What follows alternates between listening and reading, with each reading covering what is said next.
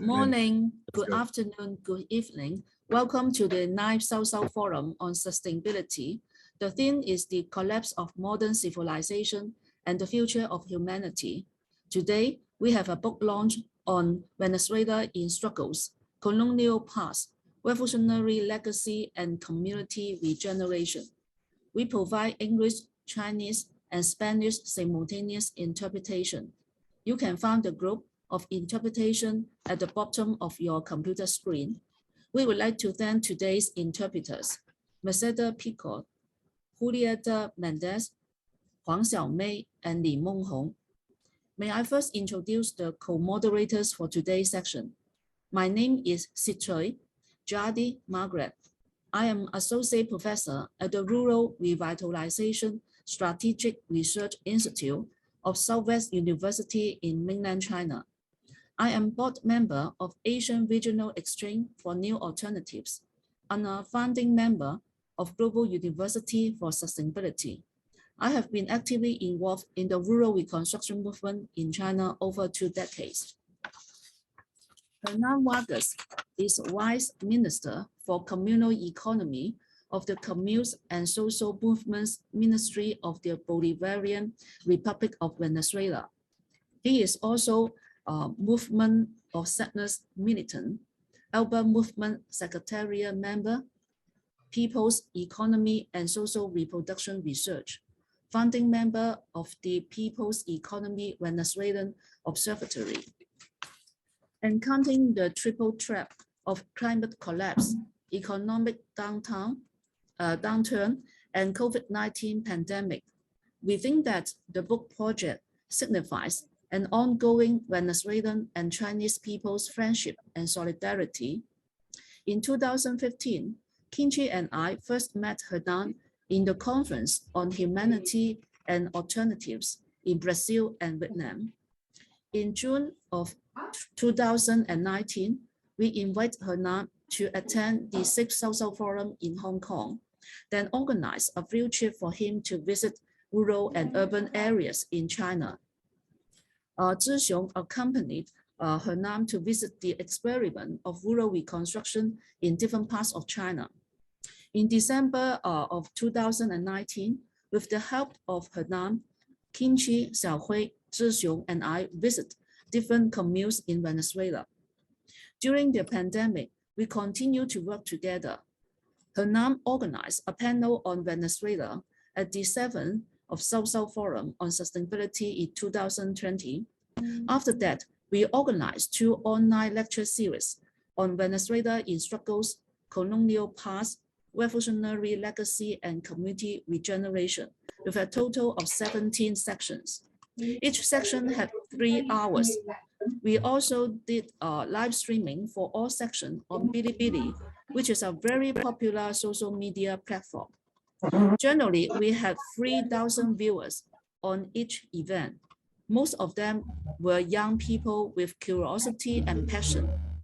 The project not only facilitates exchanges between Venezuela and China, Latin America and Asia, but also strengthens grassroots people resilience and community building in the catastrophic times.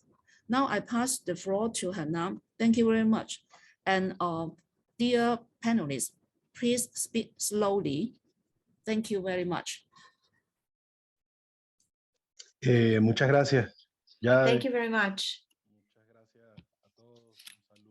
Thank you very much to everybody. My greetings to Kinchi, to everybody there, to all the gardeners of Lingnan who have favored this fabulous meeting space, the 9th South-South Forum on Sustainability, within the framework of the modern civilization collapse and the grassroots alternatives.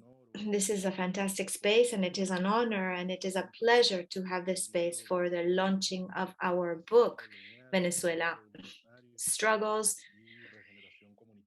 Colonial Past, Revolutionary Legacy, and Community Regeneration. I would just like to establish a parenthesis.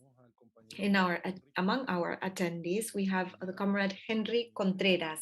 He is head of communications in the Commune ministry, if you can upgrade him to panelist, so he can also stream this webinar through our sites. So I wanted to continue greeting all our comrades who are in China, in Europe, in Latin America, in Asia, who have continued this debate, who have followed this debate process that Jade was just describing. First of all, I would like to thank you also for this initiative that has led to the construction of this book. This book is a collective construction among the Global University for Sustainability, which has been a crucial pillar. Thank you, Kimchi. Thank you, Jade. But also Lingnan University. Thank you to all the comrades that are part of the team. Thank you, Arena, as a regional coordination space. This is an initiative that also was supported by the Ministry of Popular Power for communes and social movements in Venezuela. This is also an initiative that has had the support of the Simón Bolívar Institute for Peace and Solidarity of the Peoples. This is a tool promoted from Venezuela, but that seeks to guarantee unity and diplomacy among peoples. Thank you, Comrade Carlos Ron. Thank you, Carmen. Thank you, Liz, from the Simón Bolívar Institute. At the same time, this has been an initiative supported by the social movements platform ALBA Movimientos. This has been promoted from social movements. We would like to thank you. Thank the Operative Secretariat, Laura, Gonzalo, Alcides, and all the comrades that are participating in this platform. And also, I would like to very especially thank Alba TV, our dear Pablo. During that week between 2020 and 2021, we organized each one of the sessions of the seminar Venezuela Struggles, the virtual seminar that allowed us to have this book today. We would also like to thank people from the publishing company in Argentina, Colectivo Publishing Company, who are working right now on the Spanish version of the book.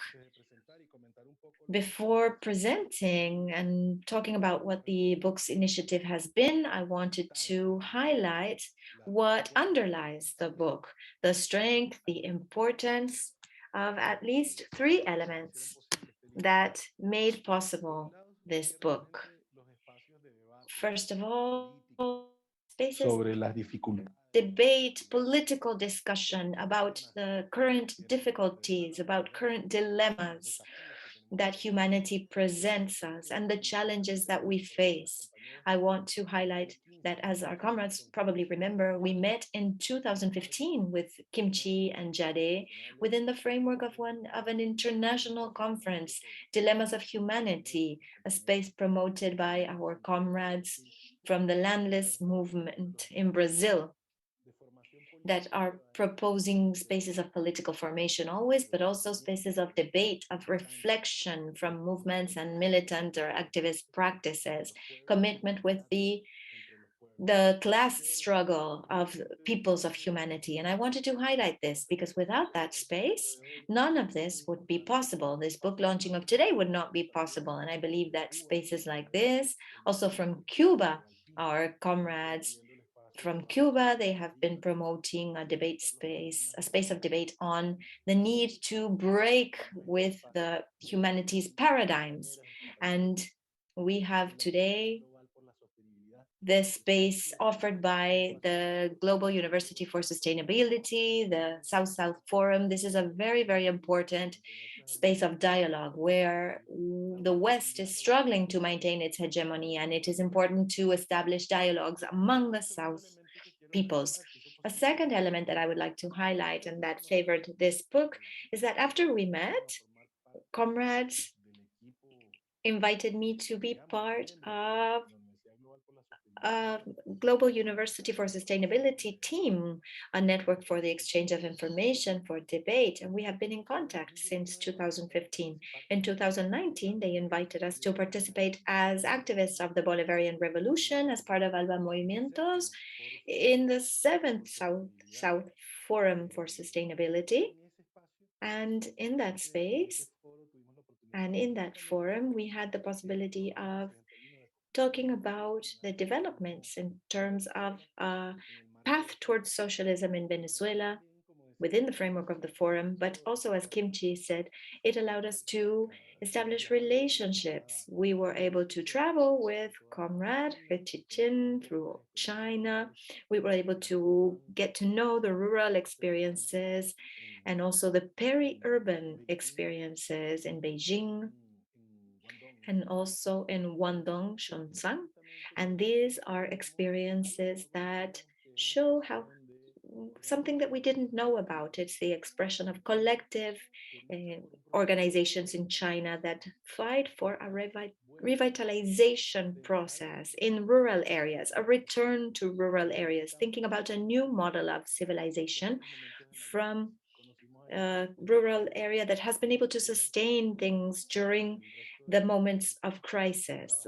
Professor Wen Tijin and also other members of the team showed us how during the different capitalist crises in China, the difference has been established by the rural areas. And this has enabled us to strengthen ties with Venezuela because we are convinced that during the last years of the blockade and subsequent crisis, what has enabled actually and has guaranteed life in Venezuela has been family, domestic production, small scale communal production in rural areas. Also resistance processes, of course, from the cities. And one third thing that I would like to highlight, a third element without which this book would have not been possible, is how our southern peoples, amidst the different crises, are able to take these opportunities and turn crisis into opportunities. This initiative, that we have been able to build in a joint way are the result of a terrible pandemic, a pandemic that we have faced for several months and that has enabled us to meet and to create spaces of reflection. We have been able to reappropriate these virtual means of communication through Zoom, YouTube, Facebook, Bilibili, all of these platforms, these tools. Many of them have been built by the global elites, but from the global south, we have been able to take over them. We have been able to appropriate them and reuse them to establish these bridges for exchange among the south. So today we are presenting a book, which is the result of putting into text these decisions in relation to work. We started with a seminar. We think that this is very important in terms of what we talked about yesterday. Rosy Suni mentioned this, the role of popular education in the integration of Southern peoples. We designed the seminar as a space where we could read and have classes and lessons from the activists themselves of the Bolivarian Revolution, from Commune members, representatives of communities in Venezuela, but also spokespeople from different social movements in our country, and also activists, scholars committed to the struggles of the Venezuelan people. And this was the process that enabled us to have 17 sessions and enabled us to show the Chinese people and other peoples of the world, of Americas and Africa and Asia, the experience of struggle that has been built in Venezuela. This struggle experience, which is not reflected in the large transnational media. These experiences can only be conveyed in the dialogues established between peoples, in the necessities of building tools among the peoples of the South.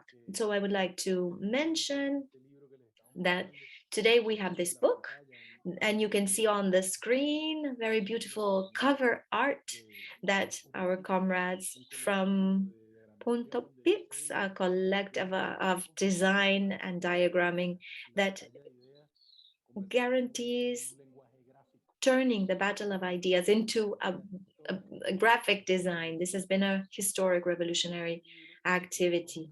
This book we want to show you a bit of its content today, content that we wouldn't be able to have with you without the support of our comrade Jordana García and our comrade Carlos Luque, who have supported us in publishing this book, have helped us in the compilation and its publishing. And this book that has been the result of the support of different organizations, platforms, movements. I would like to highlight a bit that, first of all, this book has a presentation from our comrade Jorge Reas, who was previously Minister of Foreign Relations of Venezuela, and then Minister of Popular Power for Communes and Social Movements. And we thought that it was very important for him to introduce this material. So the introduction is by Roberto Duque, and this is centered on the historic processes of struggle in Venezuela. Then we have a contribution of Iralda Vargas and Maria Sanoja Obediente. This first material, they talk about the different Venezuelan communes and how they have revolutionized power in Venezuela, territory in Venezuela. But we also have material from Professor Ali Ramon Rojas Olaya, who is Dean of the Santa Rosa University. He speaks of the importance of one of the roots of the Bolivarian Revolution. He reminds us that at the beginning of the Bolivarian Revolution in the 90s, Chavez mentioned that in facing a crisis of the left, it was very important to go back to our roots. And he spoke about the role of Simón Bolívar in this ideological and political reconstruction, but also the role of Simón Rodríguez in that ideological reconstruction, and the role of Zamora as the third root of Bolivarian Revolution. Then we also have some notes by Comrade Reinaldo Iturriza, who was a ministry of the Communes as well, minister, and he is a historian of the Communes process in Venezuela, of the process of the construction of Chavism in Venezuela. We also have the contribution of José Roberto Duque, who has done a very important job in the reconstruction of the history of Venezuela from the eyes of the people. And he talks about Venezuela and oil, and how dependence has configured a colonial capitalist model in the Venezuelan people. But Venezuela has still found conditions for resistance despite this. Then we have wonderful articles from Germania Fernandez, who does a synthesis of her undergraduate thesis, and she talks about the communal councils in Venezuela as an organizational form that derives from the political dispute. And she shows the laws that allow the communal councils and what is the political context that they stem from. This is fundamental material to understand the beginning of the Bolivarian Revolution and the communal process in Venezuela. Then we have a chapter that is very important, focused on the last 20 years of the Bolivarian Revolution. There are very important elements there. We have a chapter by Professor Ricardo Menéndez. Ricardo Menéndez is the Minister of Popular Power for Planning in Venezuela, who does a very interesting overview of the achievements of the Bolivarian Revolution in 20 years of popular government.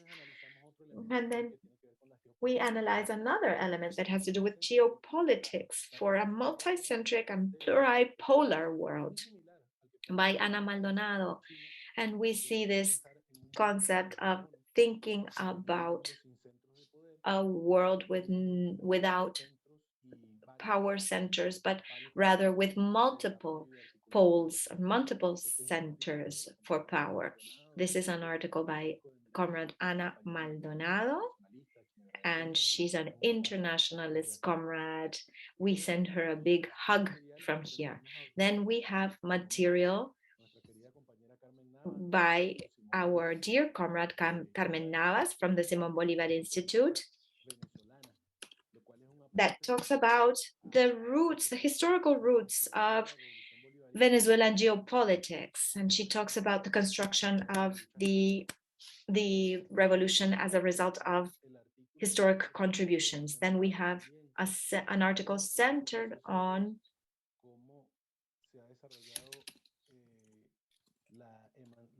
and how resistance has been developed in the amidst a blockade against the Venezuelan people, and how this has impacted on human rights. The blockade has been an element that has really marked the last 8 years of Venezuelan history.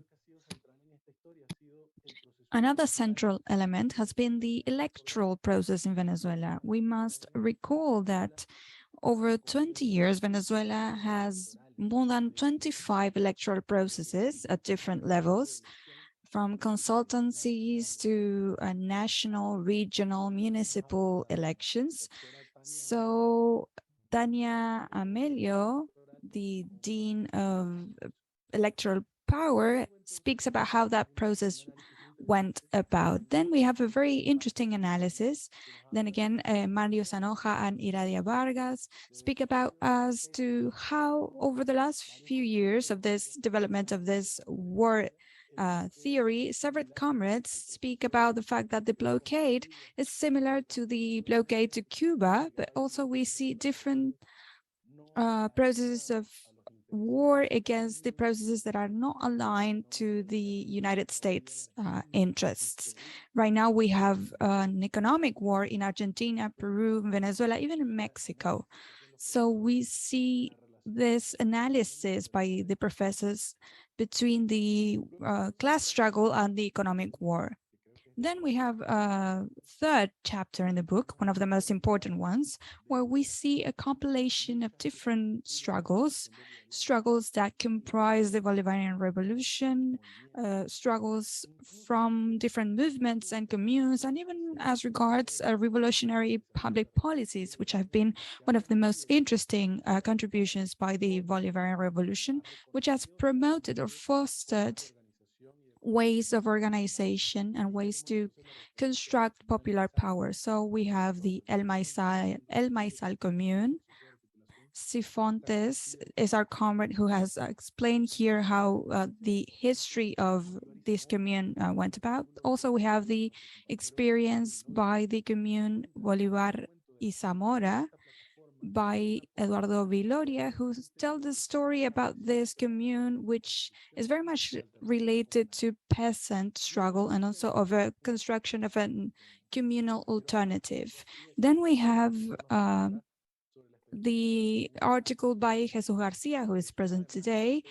He spoke about the commune Altos de Lidice, which had an exchange with the President of the Republic, Nicolás Maduro, activities related to the government of the people. So he will surely speak about how that process of communal building has been replicated in other environments. We also have the story about the commune Luisa Cáceres de Arizmendi.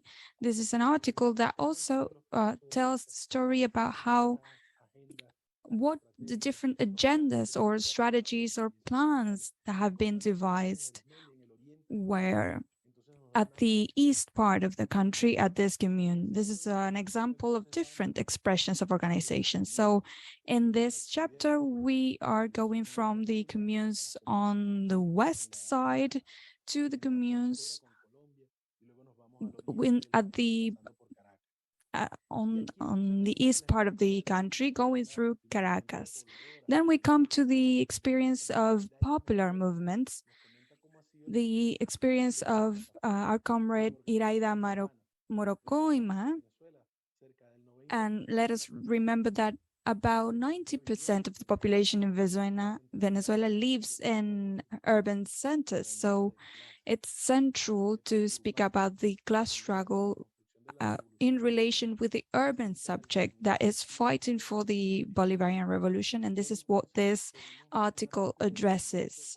Then we have an article about the Otro Beta movement by José Villalta and Gabriela Enriquez. They speak about how this young platform has came to be. It's not the traditional youth, it's the youth that are not visible, the ones that are in the popular grassroots, the most impoverished areas in the country. Youth that are usually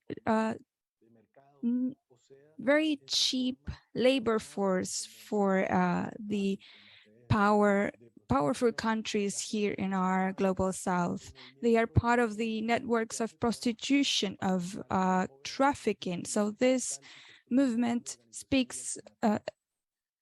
is about avoiding this youth being part of these impoverished sectors.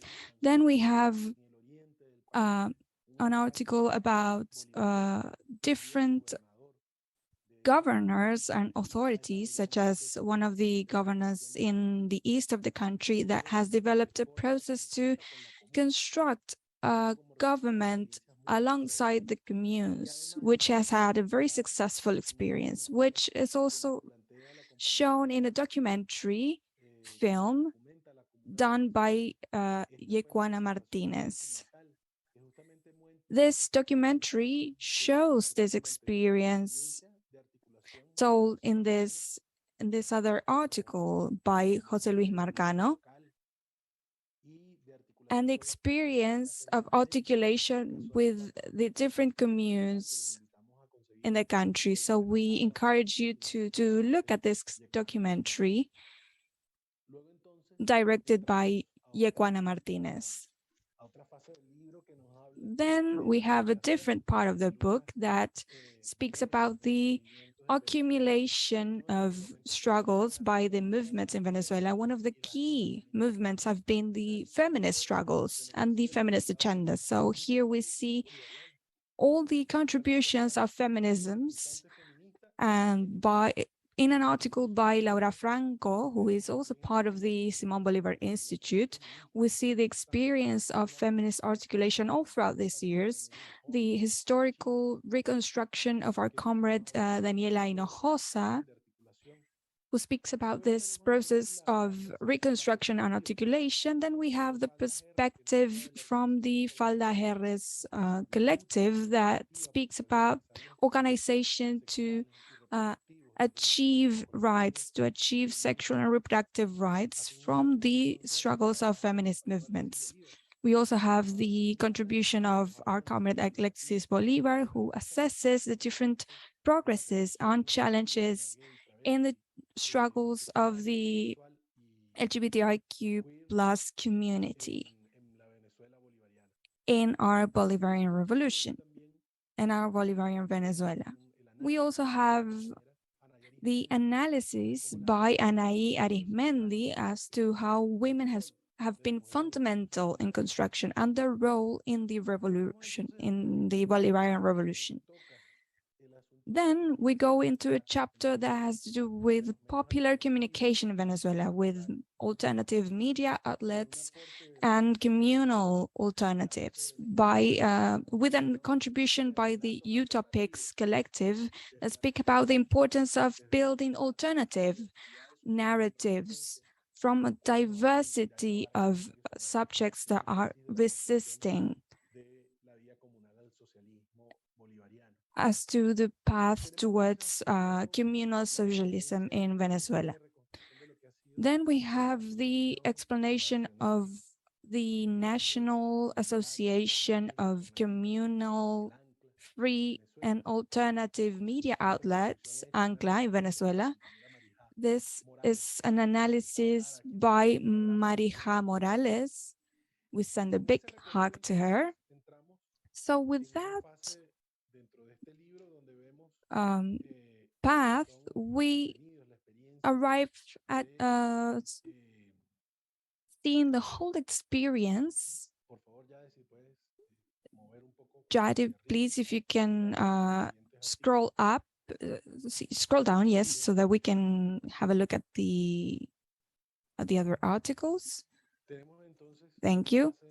So we have a different chapter included in the book where we see the different life stories of different youth and young people in the revolution. It was very central to us to gather different experiences. For example, Gabriela Peña, who worked towards the most disadvantaged people, and Gabriela also became an official, and right now she is a deputy member. She's a key part of this revolution, and it's important to see how the revolution has been a source of struggle for the peoples. We also have the experience of Gabriela Enriquez and how she became part of the movement Otro Beta, and also the experience of José Tato and how he has been constructing different perspectives from the left cultural front. So finally, this book leaves us with some conclusions and some notes to continue with the struggle. We think about what are the challenges in this context of struggle. In context, as in this forum, we have seen a crisis of modern civilization, the crisis of the West. So what are the challenges faced by the Venezuelan people in this way towards building socialism?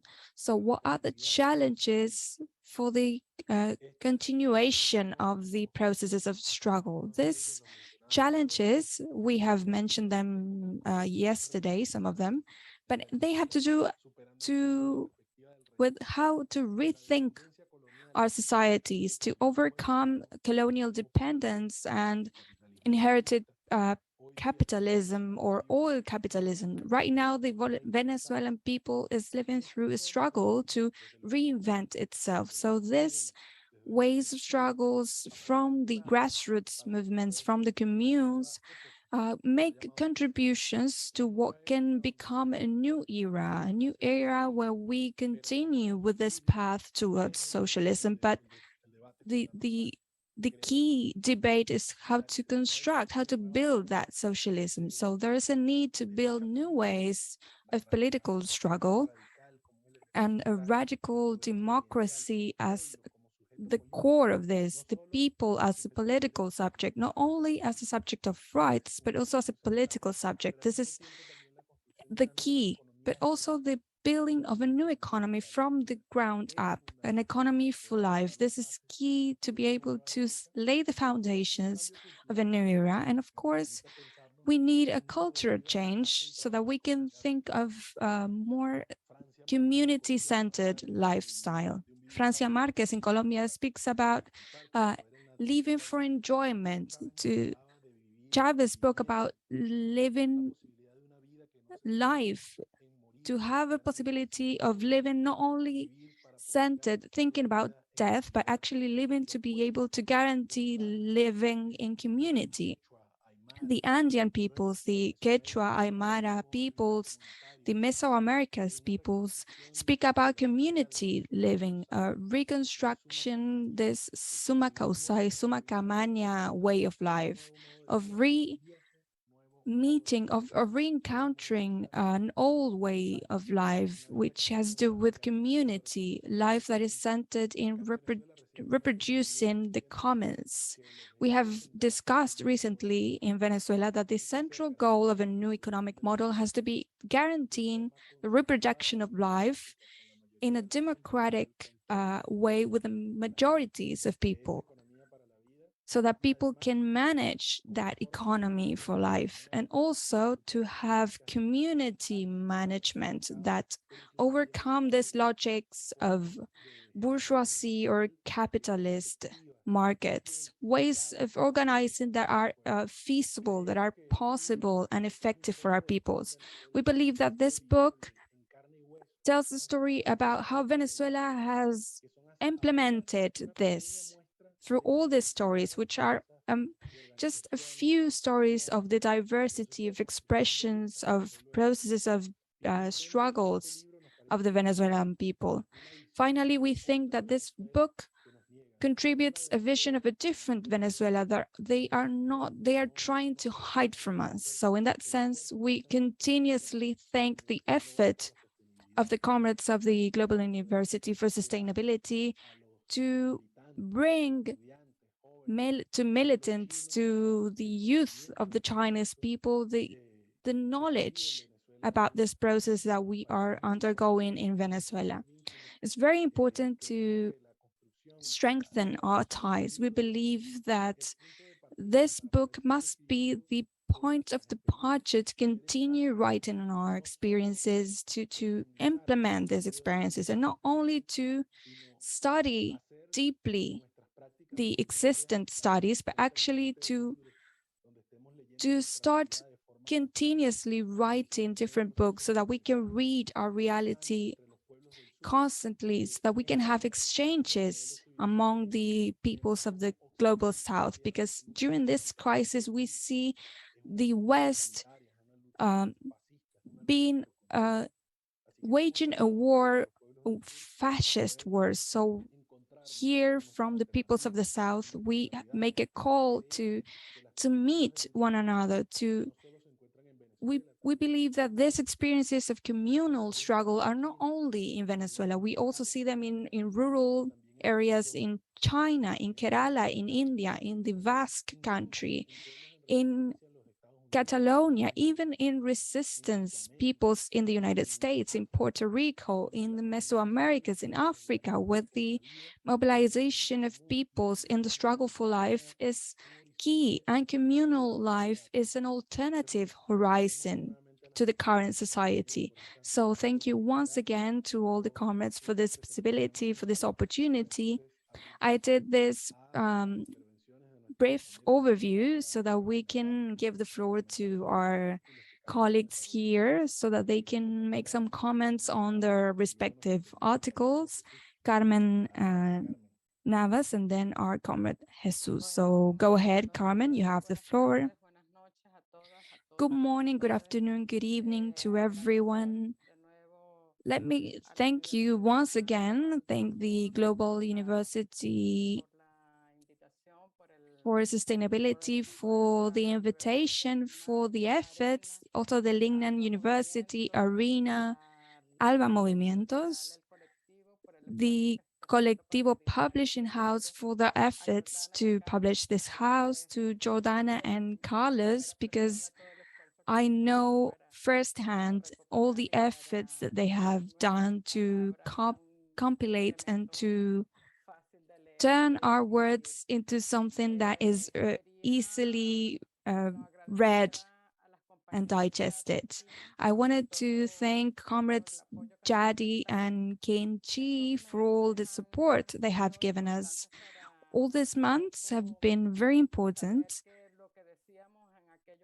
to know that what we used to say in 2020 and 2021 continue being relevant today.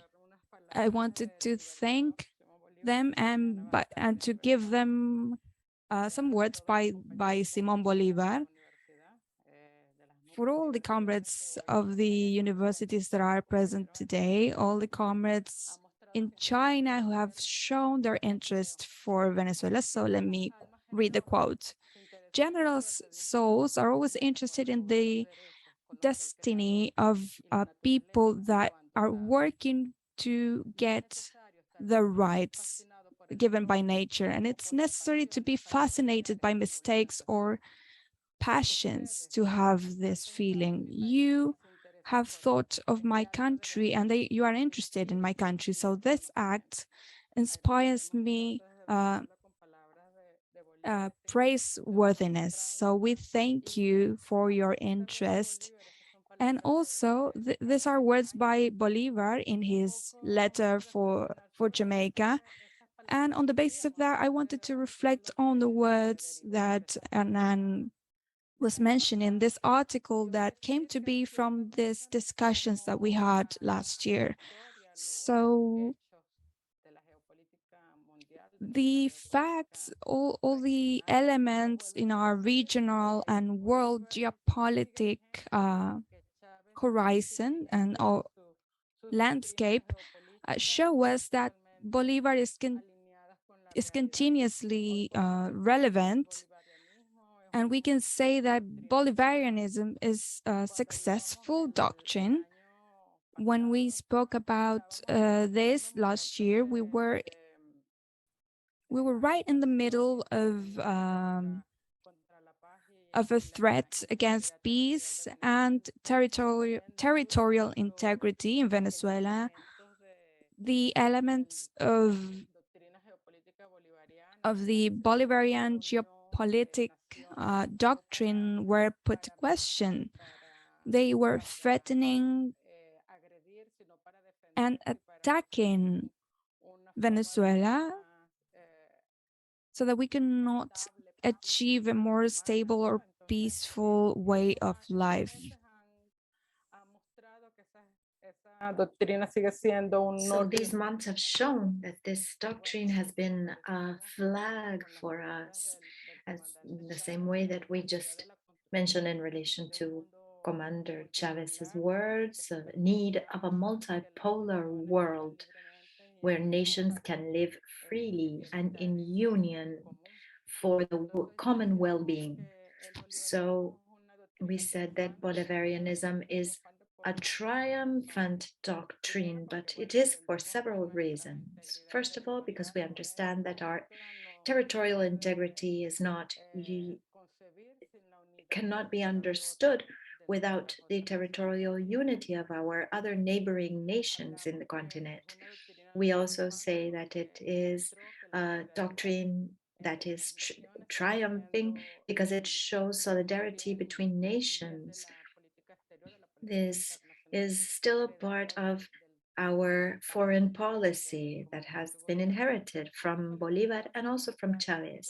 This international solidarity has been shown with Venezuela and from Venezuela through several specific facts and several specific actions that we have seen in the last months, including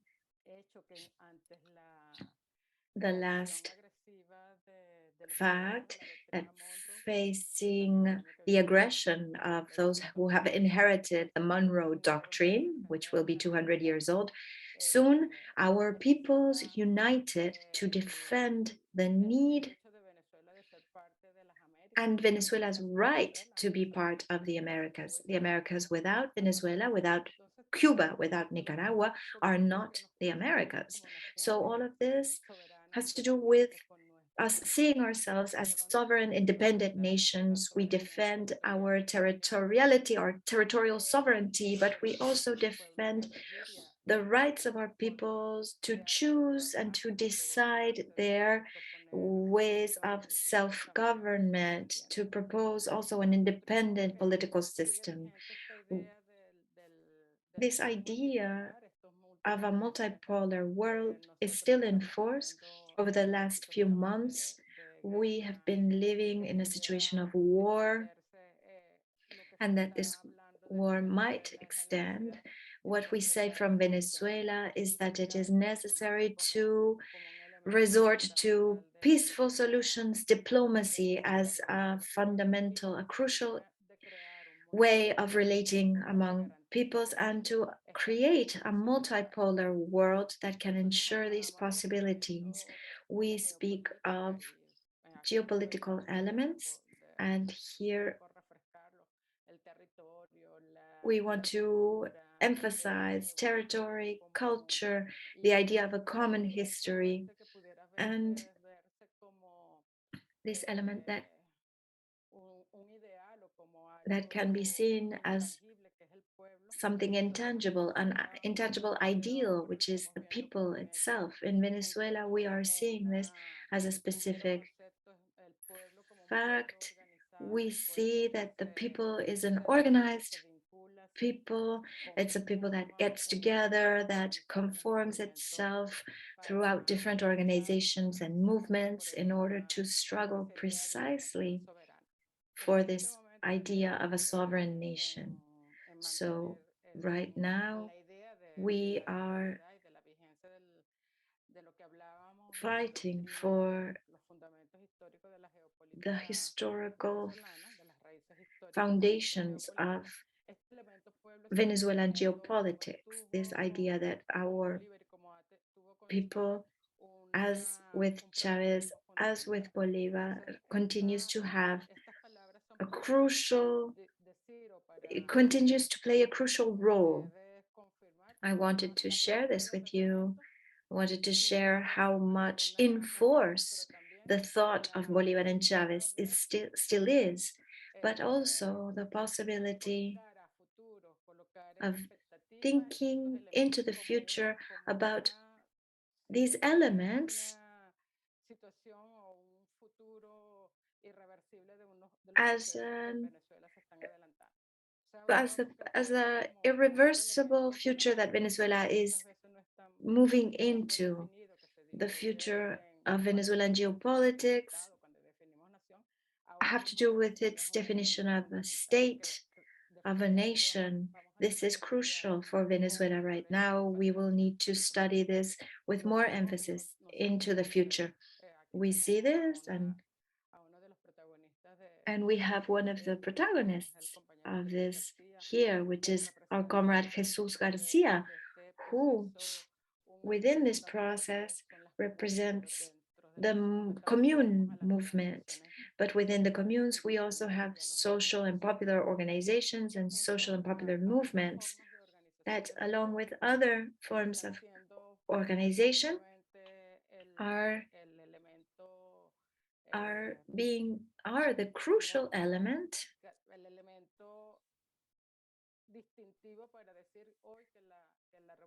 the unique element to say that Bolivarian Revolution today is a triumphant revolution. We need to study again, we need to go over all of these elements that Chavez, Bolivar,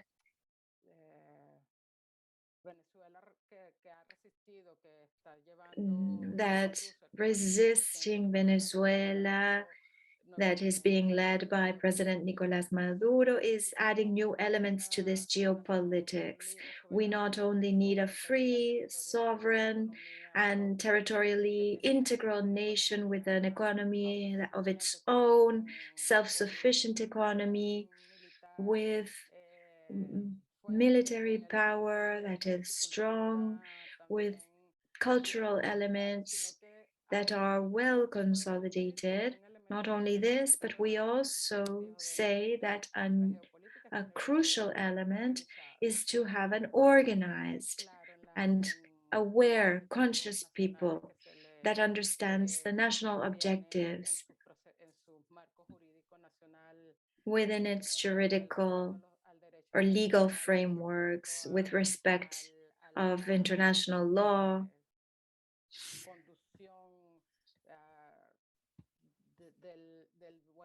that also takes into account other values such as good living, universal values. But this people organized in territories and communes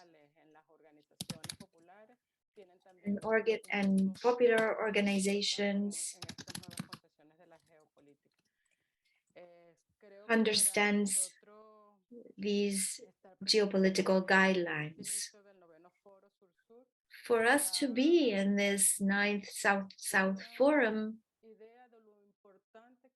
is very important, and it gives us also an idea of how important Venezuela has been in its resistance and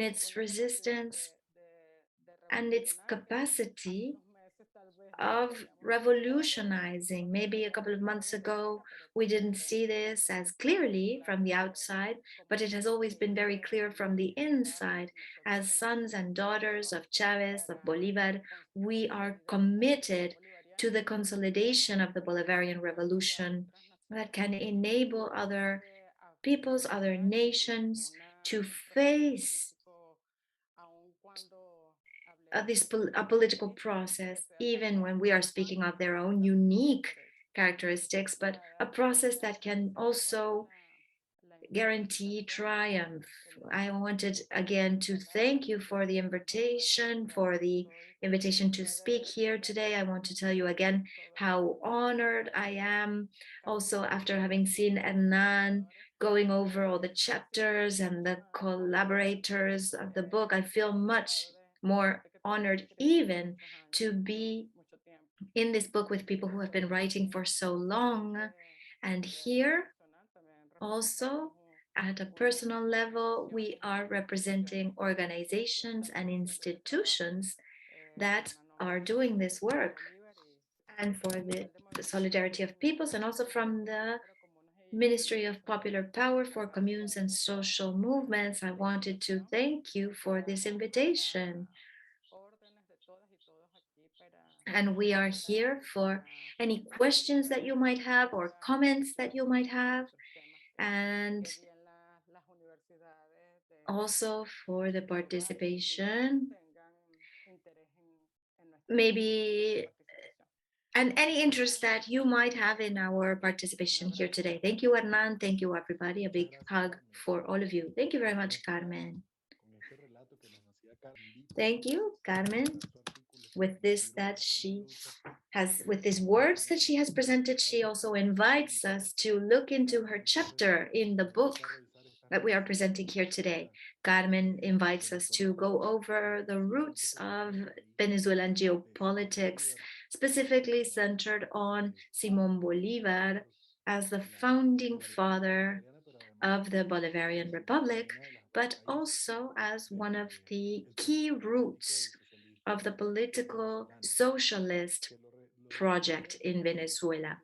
And Nicolás Maduro recently defined this as not only a Bolivarian socialism, but also as an Indian and African American process. It is also focused and centered on the Afro and indigenous roots of our people. And he also defined it a few weeks ago as a community socialism.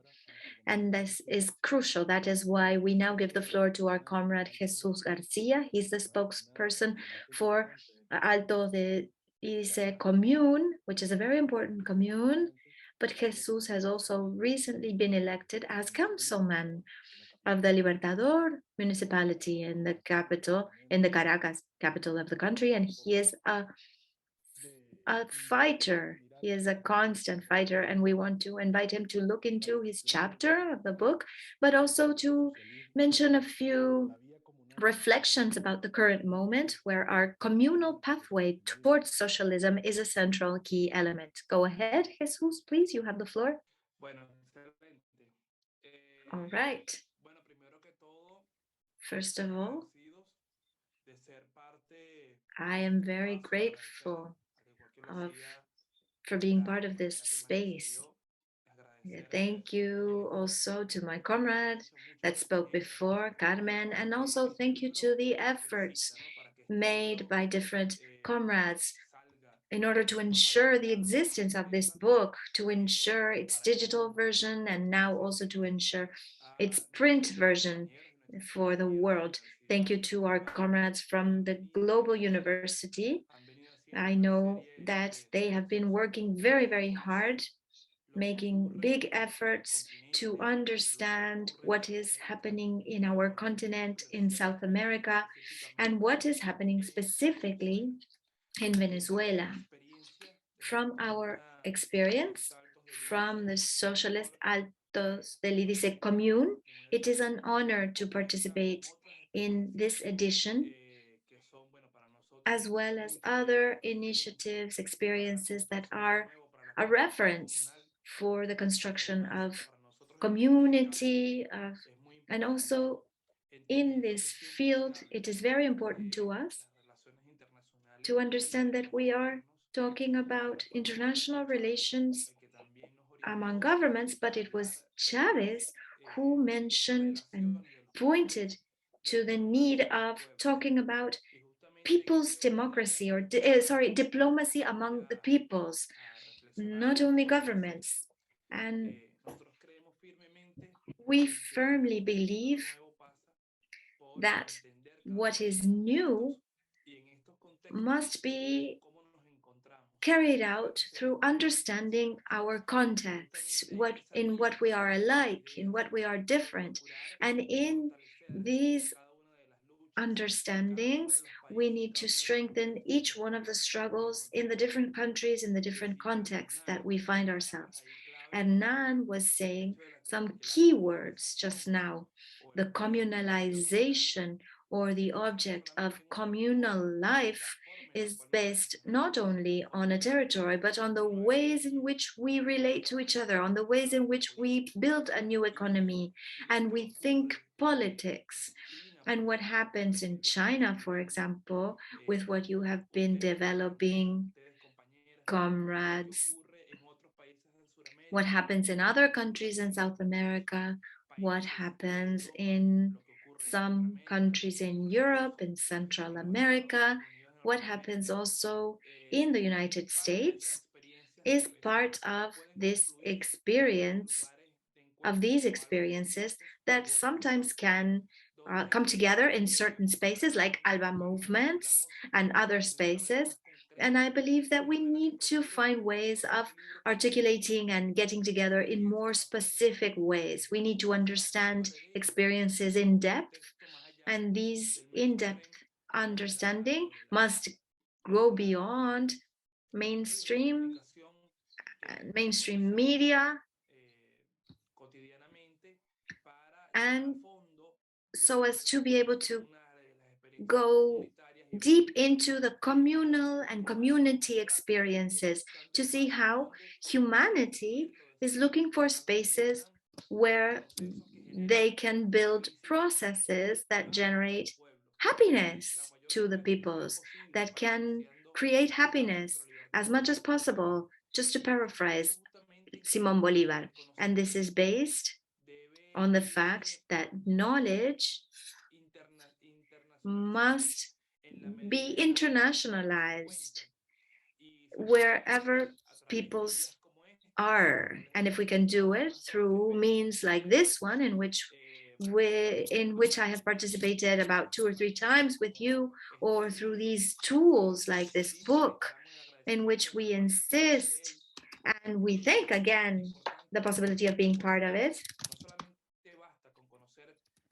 we not only need to know the experience in, for example, Altos de Lidice, but we need to come and really understand it in the same way that we can also do with your experiences, which of course are very enriching.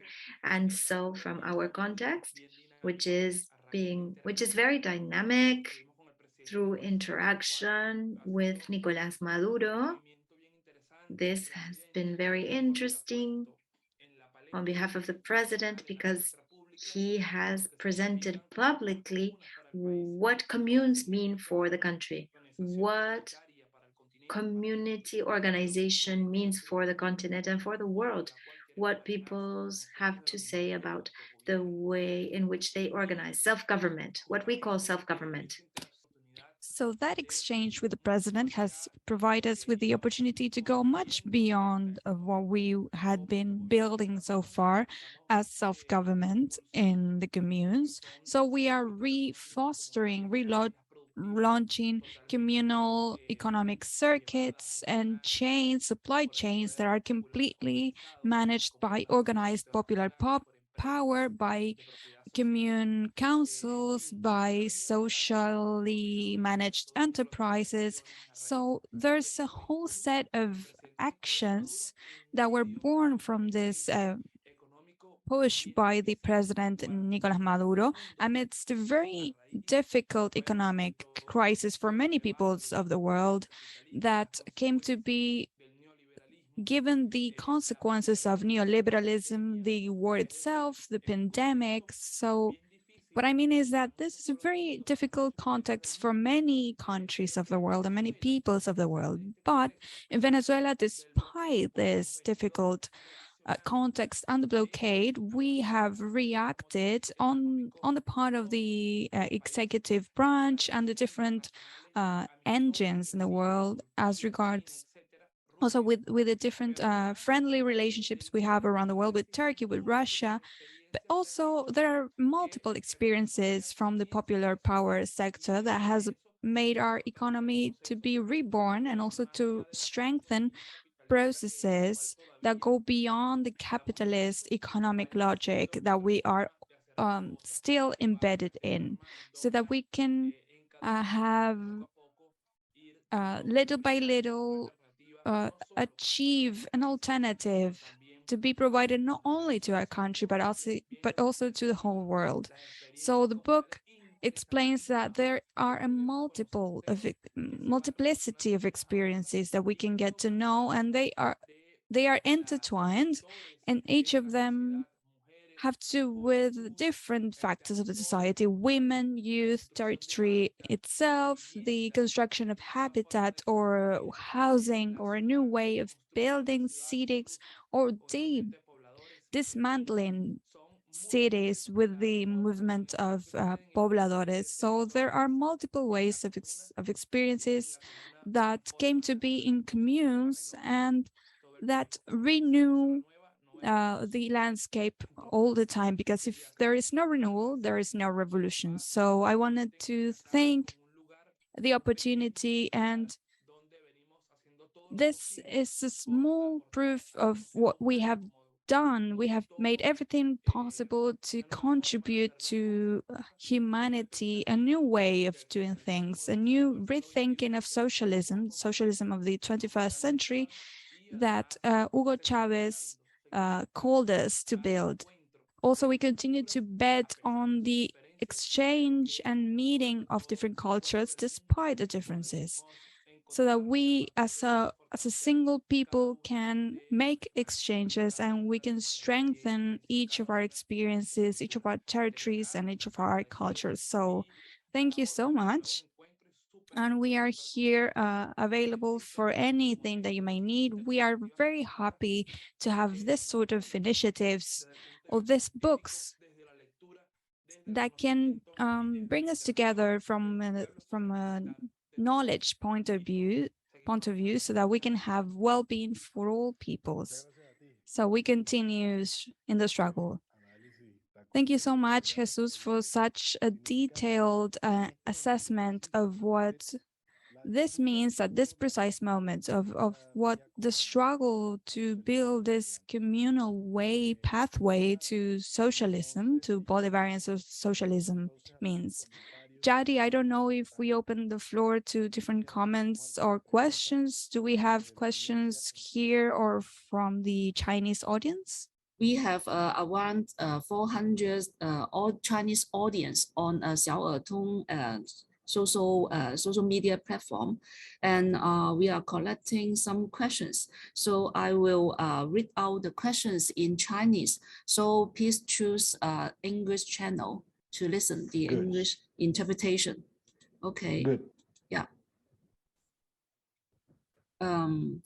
第一条问题，请问何叔的公社的粮食 The first question, we would like to know about the food sufficiency, self-sufficiency in Jesús commune. How do you encourage young people to participate in food production? Second question, what is the main challenge facing when you are trying to promoting a culture of mutual support and love in the commune? Does the bad economy sometimes make people selfish? Do you have some good experience?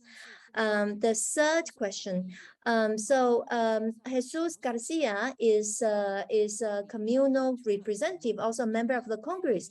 Can you tell us how he was elected, and also what kind of position on communal rights was presented in Congress?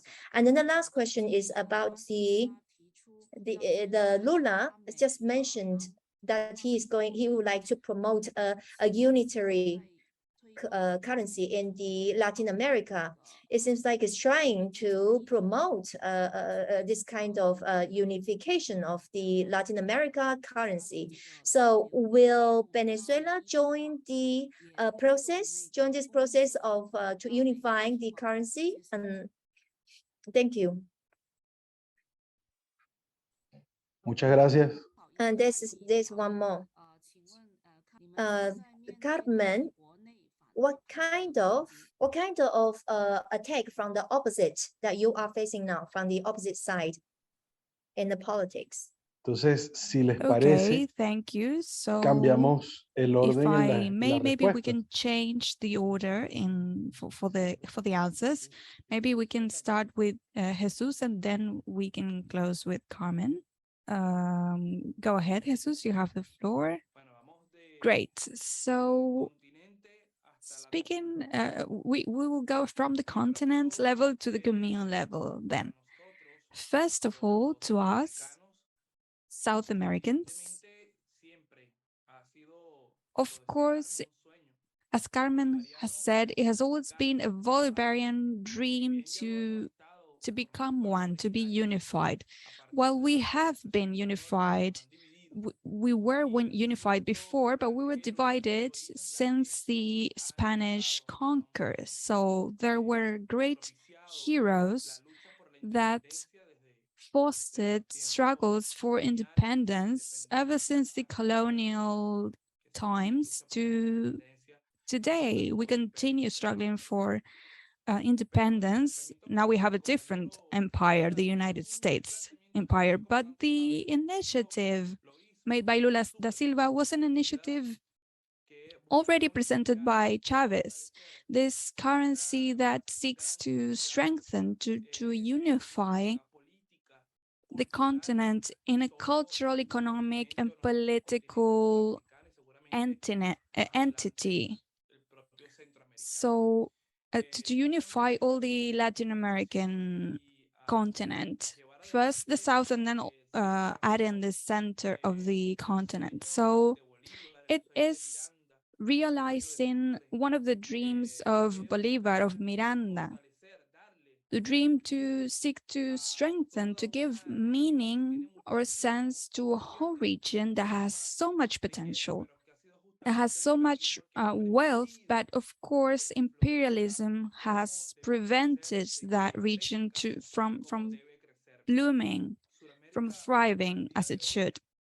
South America today, as you already know, not only due to the energy issue, if we could have oil from Venezuela or gas from Venezuela, but also as regards lithium, Bolivia and Chile face this problem. So we have an enormous potential also from Brazil. Despite the great problems in economic terms that we see in Argentina, we have a great potential as regards coffee and oil in Colombia and Ecuador. So anyway, this is a very wealthy region, but has been very much attacked by United States imperialism through to this actions fostered by right-wing parties and the empire itself. So this proposal by Lula da Silva fills us with hope. I am not in the position to say whether the Venezuelan government will join this proposal, but I do believe that this is a proposal that was already thought of by Commander Chavez to unify all the region. I'm sure that the revolutionary government of Venezuela will receive this, will welcome this idea, even though it's the peoples that have to think about how we can manage that economic and financial system. How could that benefit the peoples without creating any exploitation of the consequence or other consequences of capitalism? So we have to wait, but for now, this fills us with hope. This proposal by this already official candidate in Brazil, I'm sure he will become the new president by the end of this year. As regards the election of me as a councilman, the process was very interested. The party, the largest party of Venezuela, the party that gathers Chavism, it groups the majority of Chavist supporters, and it suggested primary elections for choosing candidates.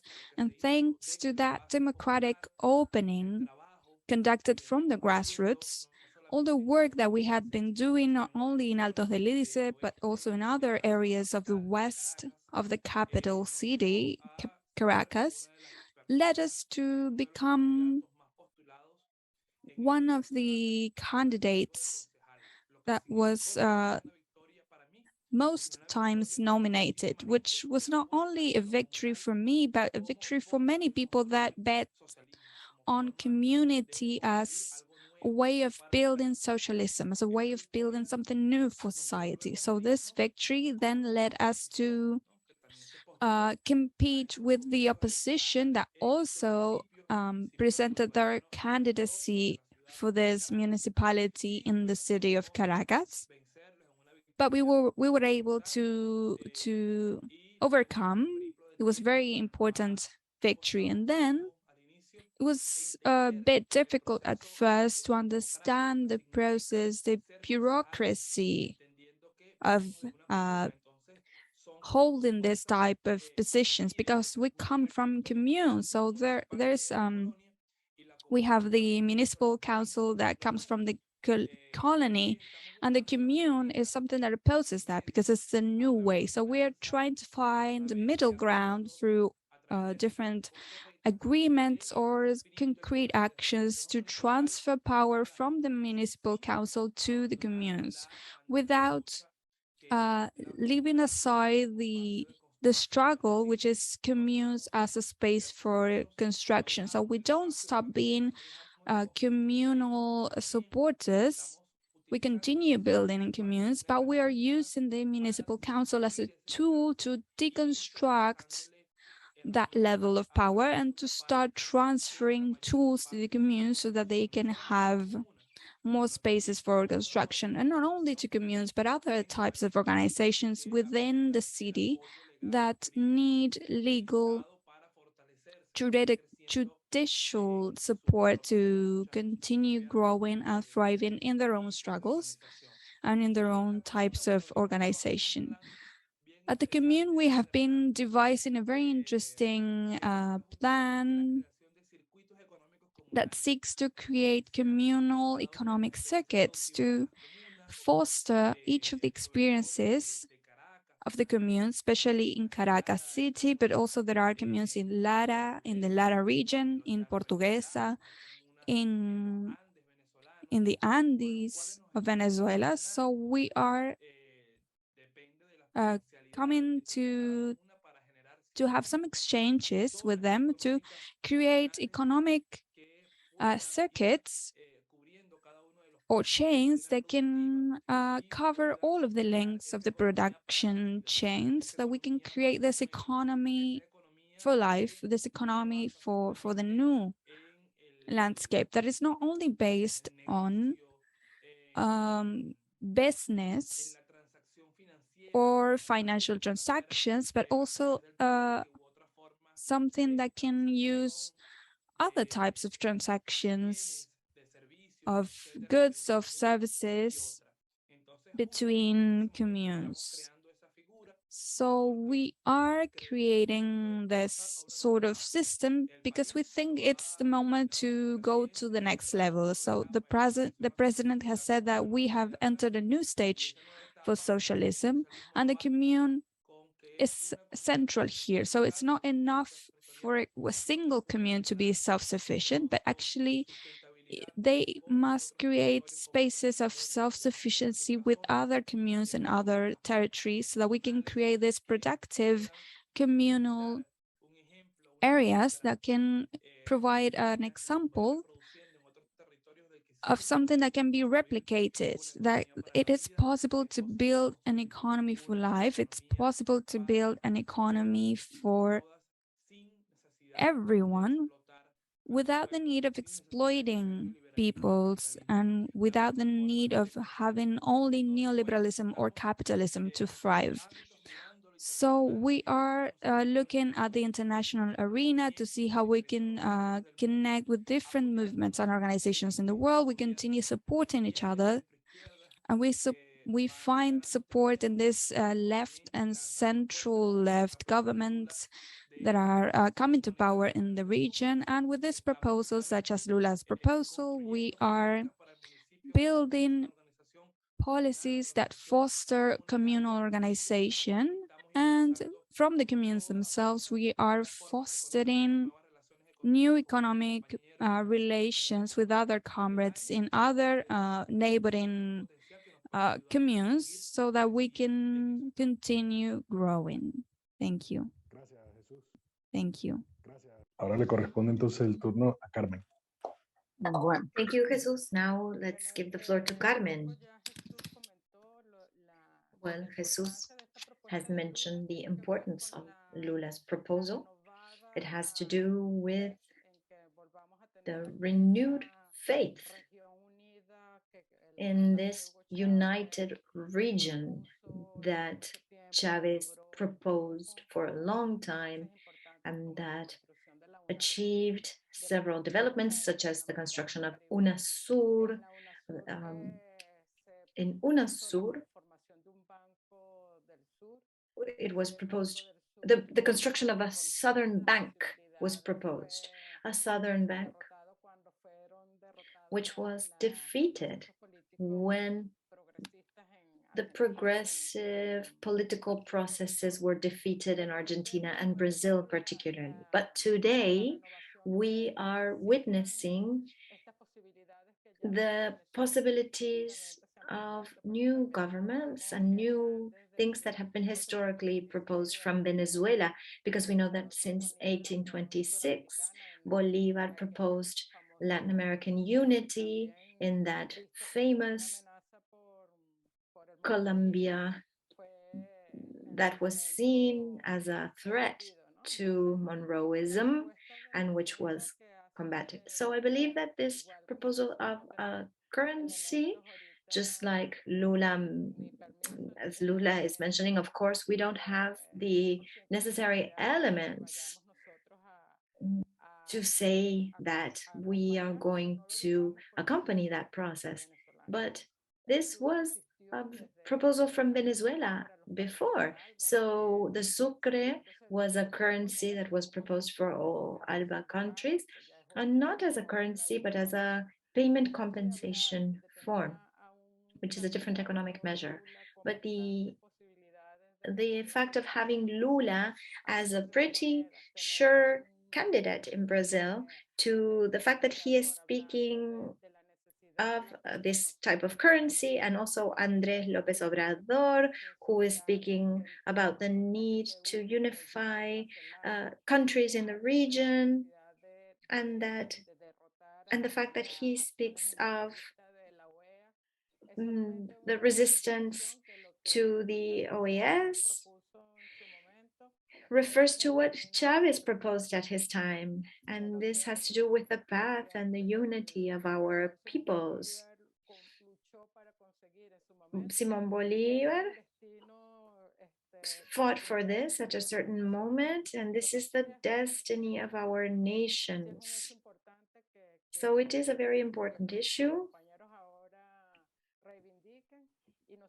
that our comrades are claiming this, and we hope that these possibilities can become facts, that peoples in their autonomy can choose people who are proposing this, because at the end, our unity as peoples is independence, is cooperation. It is our path towards being development nations and being as happy as possible. This is our paradigm. So we celebrate this proposal of candidate Lula da Silva. We hope that they can become a reality, that he can become president, and that he can bring this proposal to our region, and we hope that we can take it into account from Venezuela as the way, in the same way that we take into account what López Obrador is proposing and all these policies that tend to consolidate a Latin American bloc. We are historically called to join, to unite, and I think that it is time. We have a common language, a common history. We have supplementary economies, peoples who understand each other. Of course, we also have English and French here, but we understand each other as peoples. And I hope so. That is my response. We hope, and we're asking our gods and our saints that this can be a reality. About the question about the Venezuelan opposition, what types of practices are we seeing there? We need to say that the Venezuelan opposition is in Washington, in the US. Opposition here,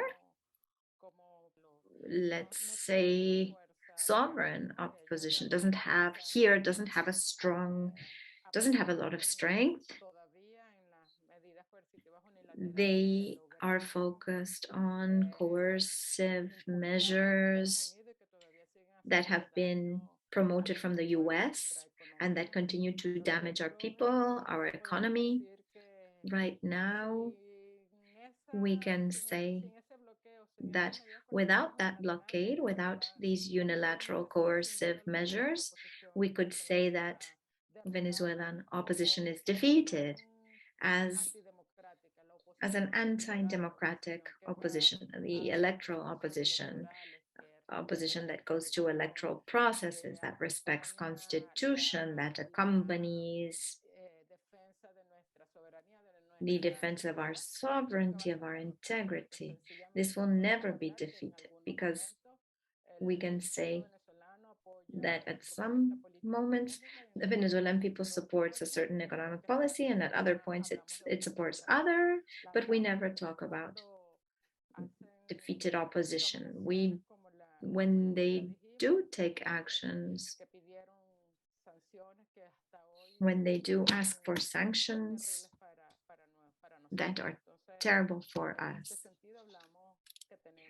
In this sense, we say that we definitely have two oppositions, a political opposition in relation to the laws and regulations.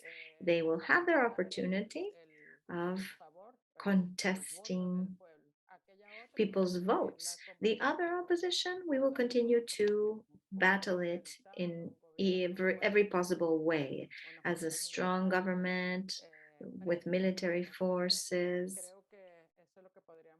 That is, I think, what we can say in relation to the two questions that you have presented. And I also wanted to comment on how love and mutual support culture is promoted. I believe that this is crucial to all of us who believe in community socialism presented by Nicolás Maduro. It seems like a utopia, and it is utopian, but we lived this with Chavez. Not only love among the Venezuelan people, but love as a main paradigm for politics. Politics, what for? To accompany, to give solidarity, as we learned with Chavez. I think that in the communes, this is expressed very, very thoroughly in micro actions, and in macro policies or macro actions, we can see this in UNASUR and CELAC, and also in expressions such as Petro, Caribbean, and other expressions of solidarity with peoples like Ilan, and all the support that both Venezuela and Cuba have lended to our people in the last years, especially during the pandemic. throughout health measures. These are all expressions of love and mutual support. Thank you. Thank you, Carmen. Thank you, Carmen, for your intervention. Thank you, Jesús, as well. And thank you all for the questions. I wanted to take advantage of this moment to mention a couple of things in relation to the questions that were presented. One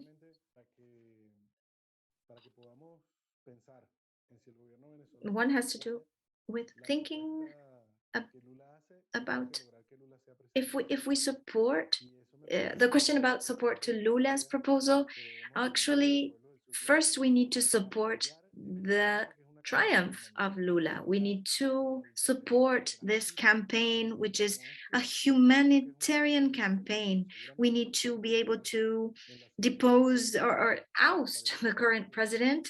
It is important for us to join strength, join forces, so as to move into a situation of unity and benefit for the people of Brazil. Bolsonaro's politics up until today, have been completely against the interests of the Brazilian people, even the Latin American people. He has promoted intervention processes, violation of sovereignty in Venezuela, in Cuba, and Nicaragua, in Bolivia. We need to remember that recently, in Bolivia, the Brazilian government had an active role in the destabilization process of the government some years ago. We cannot enable governments that do not represent the interests of the people, and even more so defend agendas of intervention, agendas that do not respect sovereignty of countries.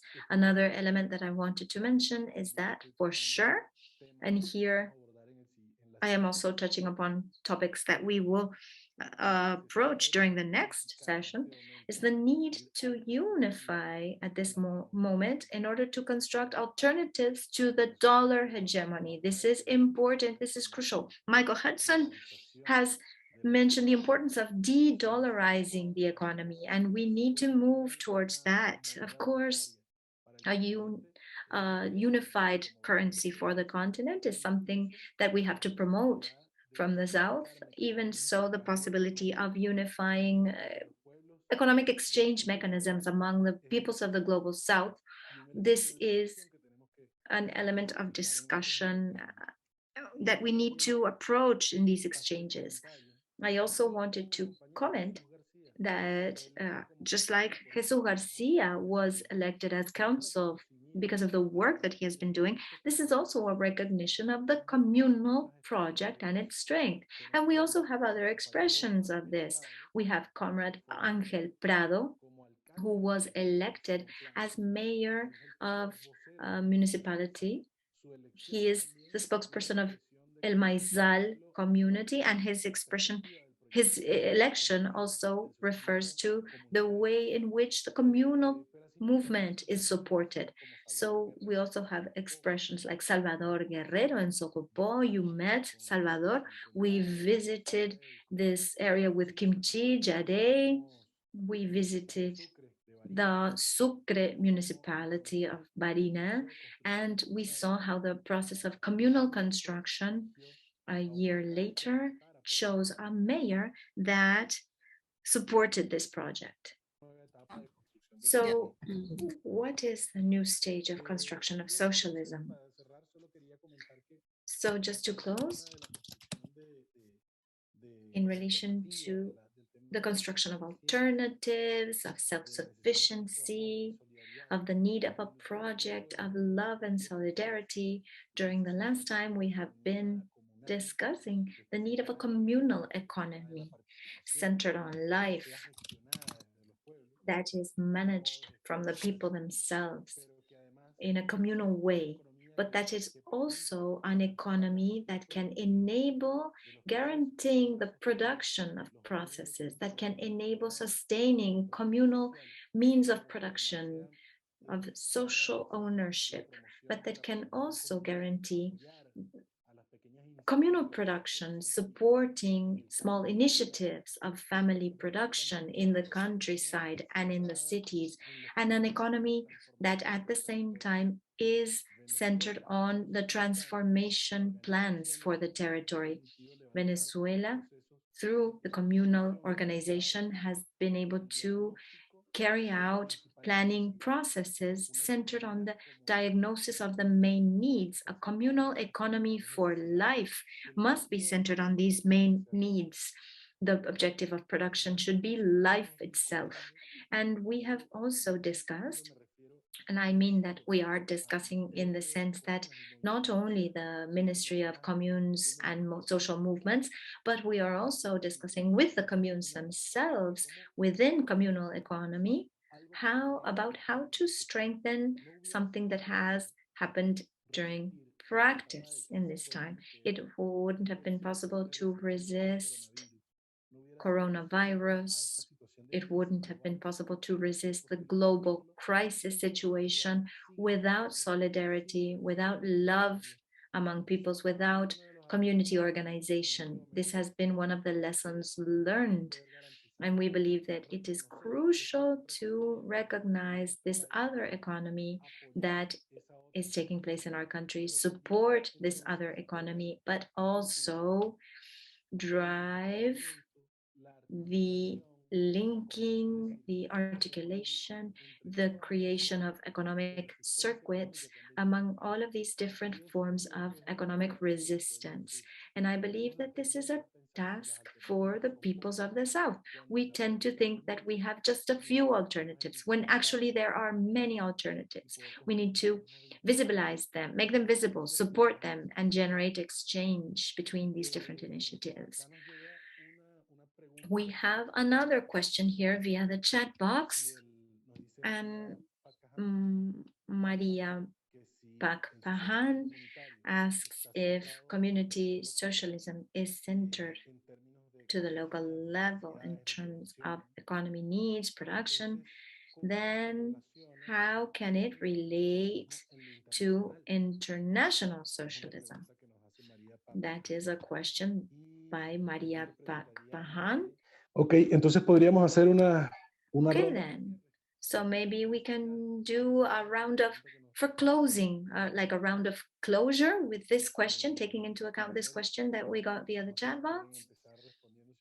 I don't know, maybe Carmen, if you want to start responding. That our community socialism or communal socialism cannot be understood without international socialism. To us, they are supplementary. It is impossible not to see this in the current Venezuelan reality. If we do not have here, for example, in our communes, we can see how the support of social organizations, of social movements from our region and the world support the construction of these processes, of these communal economic circuits, and how this translates into the national level after that. And this is a virtuous process, and it is a result of the historic process that refers to the doctrines of Chávez and Bolívar in international policy or foreign policy,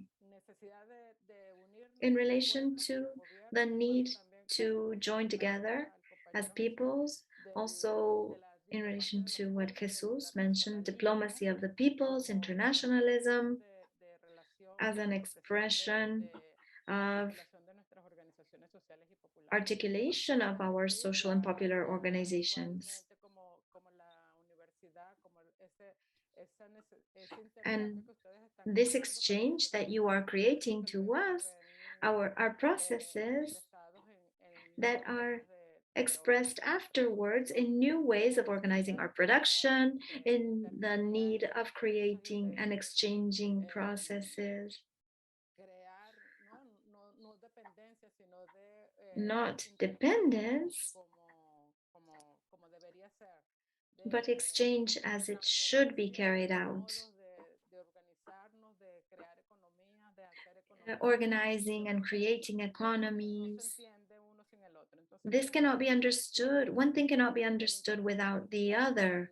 So without a doubt, community socialism needs international socialism. It needs internationalism as an expression of these relationships between the peoples. So I feel that there is no doubt there. There is no contradiction there. They are supplementary and they are necessary. And Venezuela shows this. Without the support of the landless movements of the landless movement in Brazil, the cooperative movement in the Basque country, without the other internationalist expressions that have helped transform our economic processes, of course, we need to study them scientifically, how this is taking place, how things are changing, transforming this frontier economy of defending oil. Without all of these different expressions, we couldn't show the results that we are showing today, the numbers that we are showing today, and how our resistance is expressed in these supports. So that would be, on my side, my answer or my reflection. It is a reflection above everything. And again, I would like to thank you all. Thank you, our comrades from Global University. Thank you, comrades from Lingnan University, for everybody who has expressed their interest through their questions. And here we are for any other opportunity to accompany you in this 9th forum and in any other activities that you organize. And thank you very much from here. Thank you, Carmen. Now we give the floor to Jesús then, so that he may answer this last question. So our comrade was asking about the sustainability of the communal process from the international point of view. Is that correct? Yes, the relation between the international socialism as socialism centered in the needs of the communes. So, well, we have a very specific experience with what has to do with health. We have the experience of a self-managed pharmacy, a drugstore, managed by the commune, and we have seen territorial experience, we have seen science applied to the territory, and this has been related to other experience in around health in the continent. For example, a medical group in Chile, they have created strength in terms of organization, especially amidst this constitutional process that began in Chile with strong popular movement before even arriving at a constitutional discussion at a national level. We managed to establish a relationship between these two experiences. We had our model of communal organization, which is something that is not existent in Chile as it exists in Venezuela, and then they had resources in terms of medication and drugs that were existent in Chile, but were not in Venezuela due to the blockade. So with exporting, if we can call it this, exporting knowledge in terms of organization from Venezuela and the resources sent by Chile, we managed to get this synergy, which fostered this pharmacy and this organization in Chile. This process is still ongoing. So we have these two experiences continuing in our two territories. Here in Altos de Lidice, we have sought to really implement things so that it's not only a dream or an ideal, that we always have real experimentation, real concrete implementation. So as a consequence, we assess what can be improved so that each proposal can be effective for the commune and for the peoples. We really believe in the organizational potential that we have developed in Venezuela, which is completely useful and valuable for other peoples in the continent and beyond Latin America. But all this experience, which has to do with organization, is also welcomed in Venezuela from other countries, so that we can continue developing our process. We are currently seeing different things that are being developed in Venezuela, and here at the Communes we're trying to find how can we relate with other countries, with other continents, and with other social movements in the world. We have a concrete experience in the health environment. Even with kimchi and with the chadi, we have spoken about natural medicine, and how in China there are multiple experiences on natural medicine, and how can that foster or strengthen what we have built here in this communal pharmacy. Even at the moment, they brought some medicines here. Some of them we implemented. Some others we would need to understand them better to use them. But actually those relationships make this process more dynamic. So we are thinking about the model. How can we build models that may turn into chains, not only domestically, but also with other communes, with other experiences and other communes of Venezuela, but also how can we export that model to other countries, and how those countries can contribute not only resources, but actually experiences, knowledge, so that both experiences can continue growing hand in hand. Thank you. Thank you very much, Jesús, for your comment and for participating today. I wanted to make some comments. One of them has to do with Maria's question and a general comment to conclude with this session of the launching of our book. First, as regards what Maria was saying, and adding to what Carmen and Jesús already mentioned, I wanted to mention a couple of experiences. One of them has to do with ALBA Movimientos. ALBA is a proposal to unify governments of the region that was born from the failure of the proposal of free trade area of the Americas that was proposed by the United States for the American continent, that fortunately was defeated in 2004. From then, there was a suggestion to build a unification centered on mutual support, integration that was not centered in free market, but actually on building an alternative model of articulation.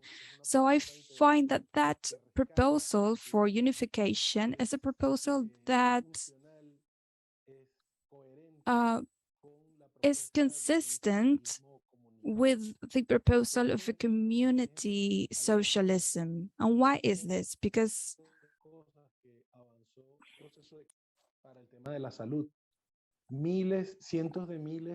thousands of people from different countries of Latin America were able to participate on the Milagro mission, which has to do with Cuban doctors doing eye surgery in different communities of the continent. So we see here how there can be a cooperation in order to guarantee to meet the needs of the peoples of the South. So ALBA also fostered processes to support Caribbean countries and Andes countries with oil. I think that is a specific example of how we can build an alternative model that is centered in community needs.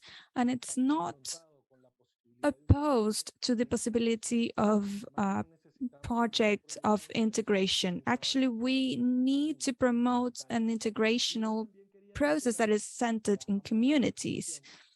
Also, I wanted to mention this. Last year, alongside with Kimchi and Jadi, we were discussing on organizing an activity that was focused on traditional medicine. And from what Jesús was saying, I came to think that we can do a contribution to building an alternative project. And in order to do that, we would need to have a community organizations that are not mainstream right now. That is to promote integrating traditional medicine from China, from Nicaragua, from Bolivia, from Venezuela, from Cuba. This is very important. It's central. I remember that a couple of years ago when the blockade against Cuba was at its highest point, there was a process of exchange between China and Cuba so that Cuban people could be trained on traditional medicine from China. It's very important to create those mechanisms of exchange, because I want to conclude with this idea. In the face of a collapse, of a crisis of modern civilization of the West, we need to rebuild from the basis of communities. Traditional medicine is an expression, it's an example of that. The way of living in ecology, in the ways of production that are solidary, of recovering seeds, of taking care of water sources. These are all ways that we need to defend as part of the integration. Right now, we see an opportunity for this with the victory of Petro and Lula, but we need to have those processes be centered in communities. So there we need to join our efforts. Finally, I wanted to thank this opportunity and to thank our dear friends, Kinchi and Jadi, and all of you who have worked on this initiative. We are very happy for the launching of this book, which is something that we built together, that we developed together. And there are many people that have participated in this. Thank you once again to the Lingnan University, to Arena, to the Simón Bolívar Institute, to Alba Movimientos, Alba TV, Colectivo Publishing House, and all of you who will continue joining this initiative. We hope that we will very soon, we can be in different Chinese cities to launch this book, to be able to discuss it with you. And surely we will be writing more books to have the reality, to read the realities of the Chinese people and the different peoples in Latin America and African countries, all peoples that are fighting in this crisis. This crisis of the modern civilization is the moment to foster this process of delinking from that civilization that is in crisis. It's a moment to propose these alternatives that we have been developing. So thank you very much. We shall overcome.